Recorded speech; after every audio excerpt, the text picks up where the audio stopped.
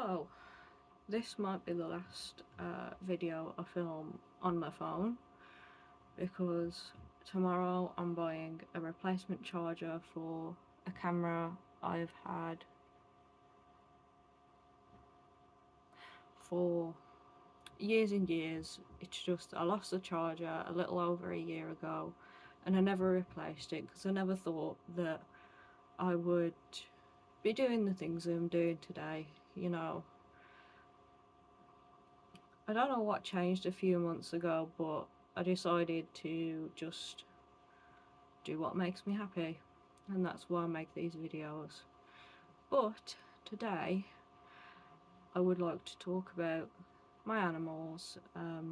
I mentioned in a previous video that I might do a video like this, and I couldn't sleep last night and I was thinking about all the things I could say in a video about them. So I figured I'll get it done because I look nice. I'm going to see the Minecraft movie a little bit later, but you know, this doesn't take very long, especially with a wig. That's probably the easiest part. And I did wear this in my last published video. At the time of filming this, it will be the last video that is public, but there are 2 videos I have filmed yet to be published because I only release videos on a Sunday now.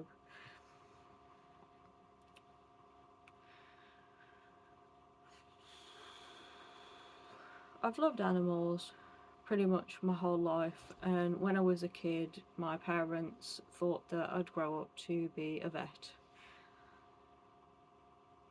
and although that would be a brilliant job, I just don't think I could do it. I have had to take one of my animals to be euthanized in the past year, and I don't think I could do that to somebody else's beloved pet. But, you know, vets are doing the most. I don't know if I seem quite different. I have started medication today, an antipsychotic to help with my borderline traits. But I've loved animals all my life, and growing up I had cats and dogs, and I still have 2 of the cats that I had when I was 15. They were born when I was 15, and they're gonna be 10 this year, and like, they've lived the longest out of any of the animals that I've had in my life. I mean, with the amount of animals that have passed away, you'd think I'd be too scared to continue loving them, but I think it's vitally important for not only my mental health, but for the animals that I care for to have a loving home and someone who knows how to look after them properly. So, you know, I cared for the cats when they were freshly born, and I have a very, very deep bond with my main cat, John. Now, I say he's my main cat because when I moved out for a while, he came to live with me at that flat, away from his brother, his biological brother, Pickles. But I'm back here and the whole gang's back together. So, we have 2, I call them the twins, the boys.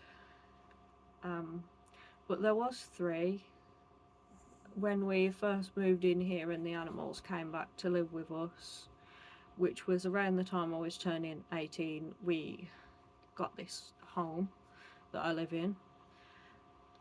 The 3 boys came to live with us, but one day the runt of the litter, the youngest one, the littlest one, he still looked like a kitten despite being around like 4 years old at that time. He just went missing one day and never came back. And the worst part is, around that time, there was a news article that a cat had been found burned in the area, and I just had this horrible feeling that it was him. And that thought destroys me, that any animal, whether it's one I personally loved or not, that someone could do that to torture them to death shocks me. And I know harming animals and killing animals is an indicator that you can murder humans. So whoever did that to this cat is a verified psychopath, and somebody needs to find them and lock them up before people do end up dead. And that wasn't even the first great loss of my life. The first cat I had that was mainly mine was a cat called Lucifer.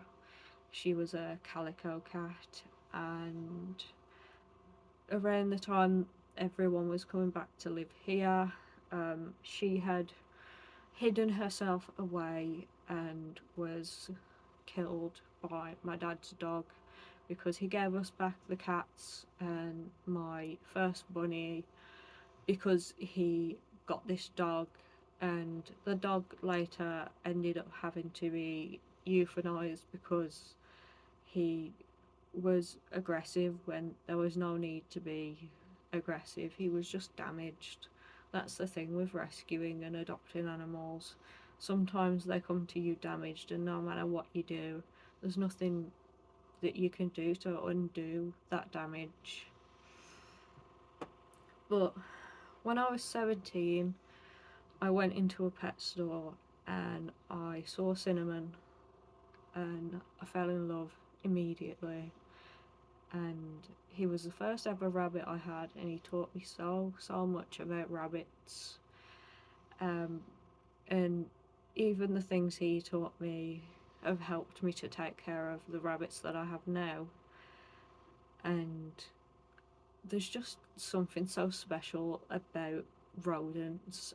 It's hard to describe, but I believe he was an English spot rabbit, which I'm seeing pictures of them all the time on social media.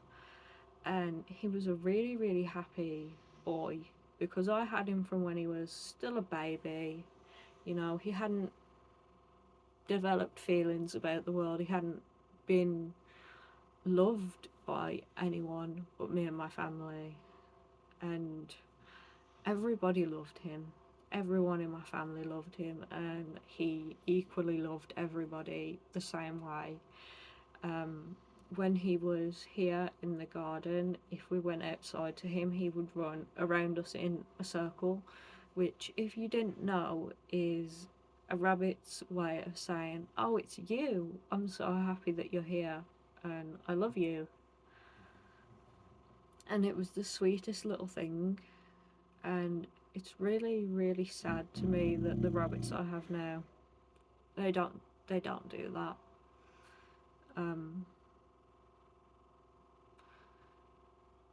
And there's this thing that rabbits do called binkying, and it's kind of like zoomies, but they'll jump in the air and like twitch their head, and it's their way of saying, "I'm so incredibly happy that I cannot contain myself." And Cinnamon used to binky all of the time. And again, the rabbits I have now, I have barely ever seen them do that. But when I was 19, I was living over in Birmingham, so I wasn't here to look after Cinnamon every day, and I was having a really difficult time back then.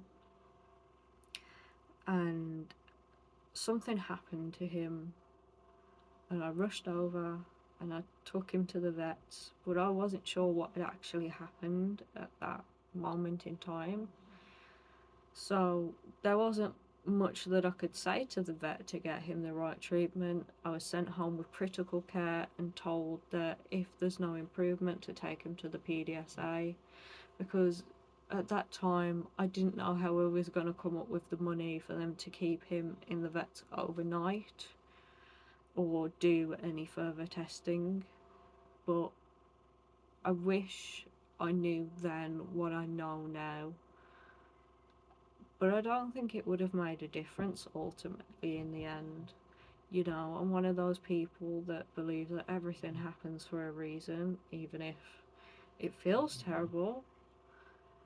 You know, when he did pass away, and I got more information later, and it sounds like he was attacked by a fox. He went into shock, and probably had internal bleeding from where he was bitten by the fox.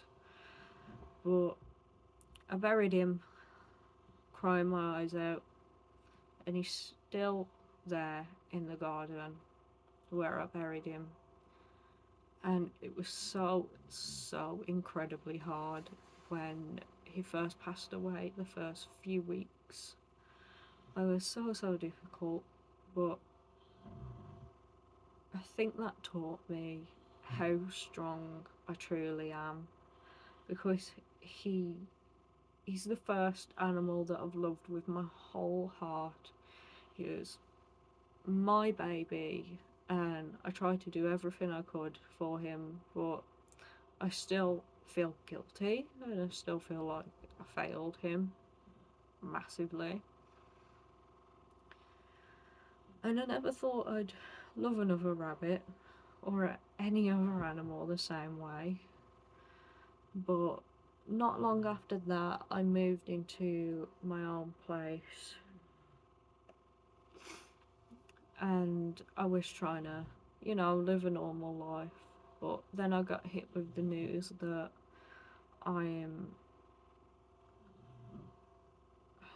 incapable of holding down a normal entry level job that most people get nowadays.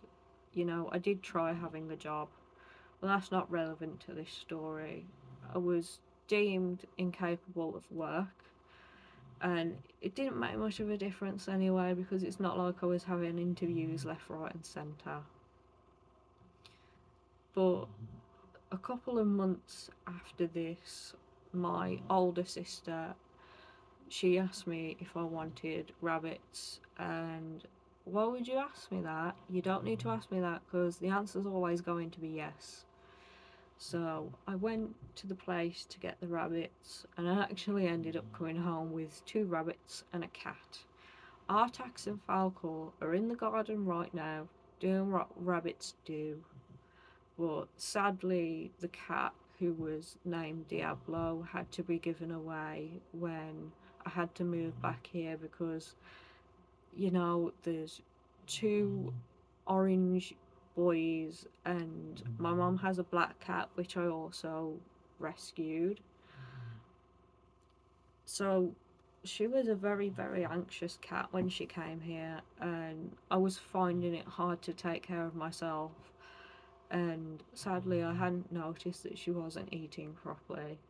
But she lives somewhere else now with someone who can hopefully give her a better quality of life than I could provide for her back then.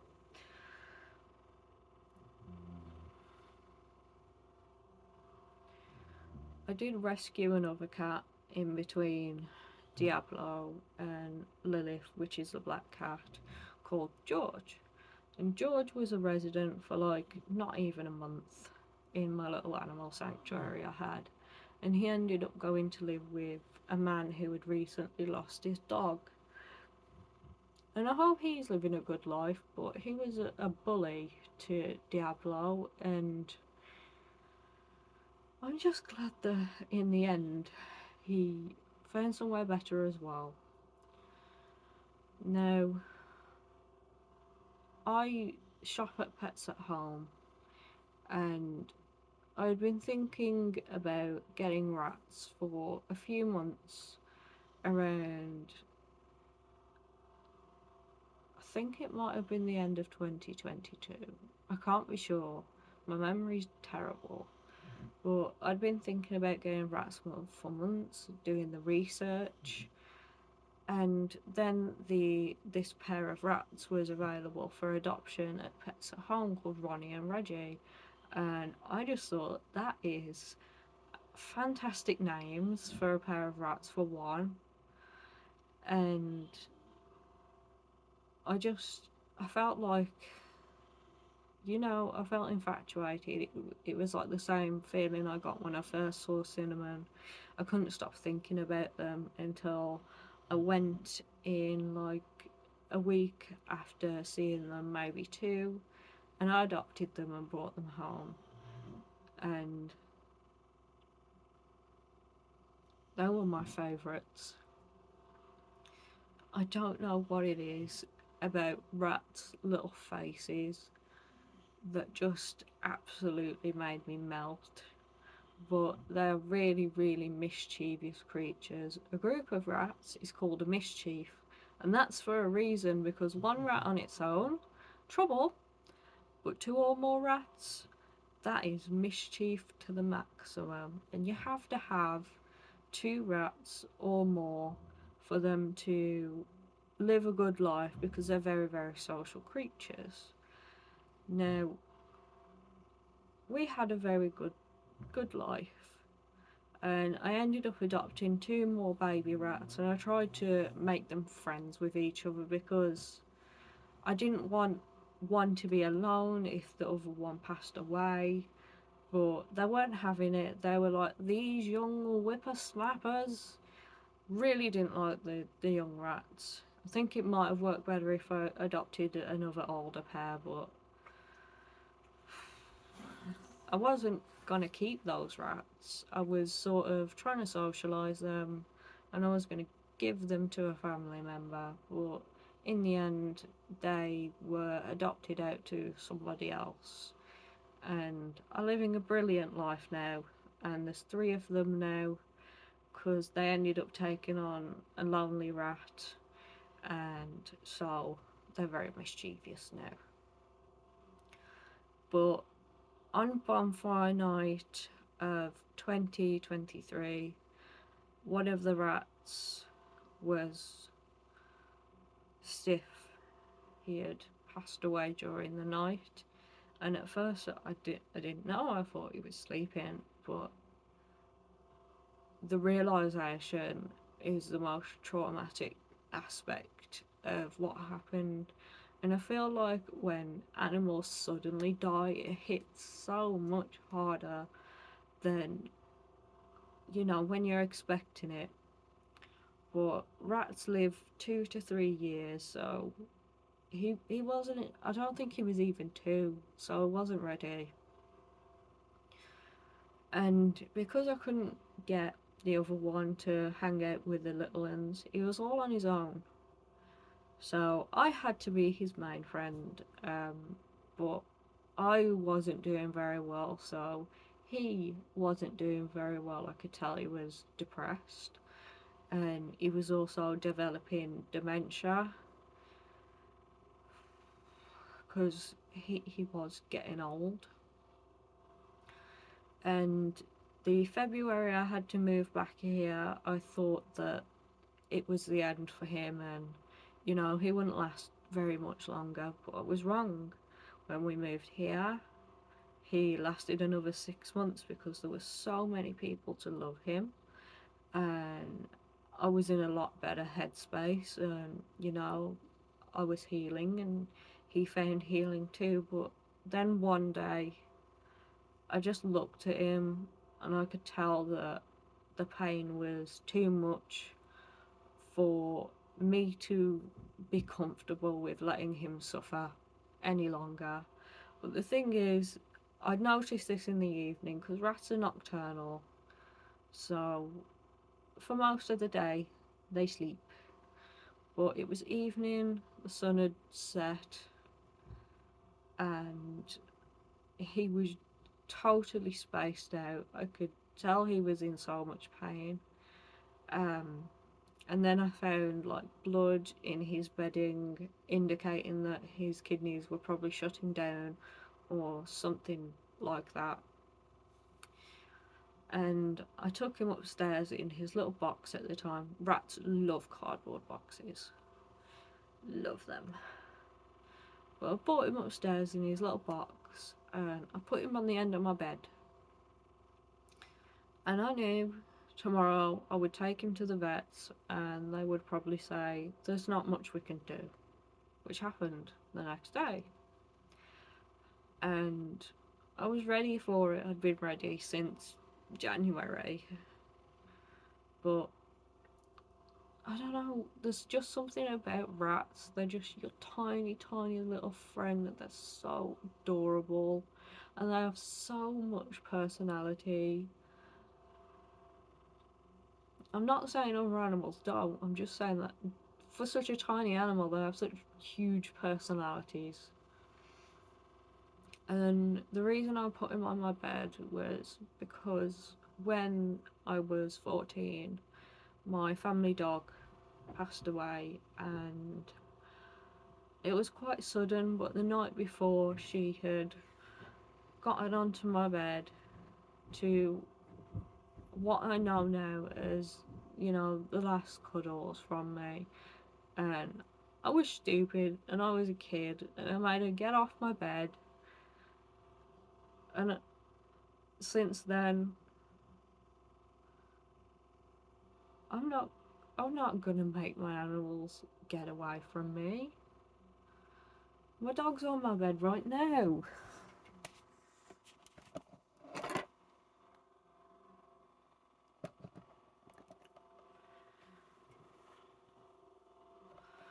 And I don't care that the sheets get dirty and I need to wash them very often because he drools all the time. I don't care. Because at the end of the day, I can't get back any moments that I steal from myself or from them because I'm stupid and I'm selfish. And I think through adopting and loving these animals, I've learned to stop being selfish, and honestly, I spend more money on them than I do on myself. And you might think, oh, you got like crap all over your face and a wig. But these wigs are super affordable. If you want to get one, please go to Hazel Wigs. I'm sorry, I'm not funny, I know. Oh, 1 second.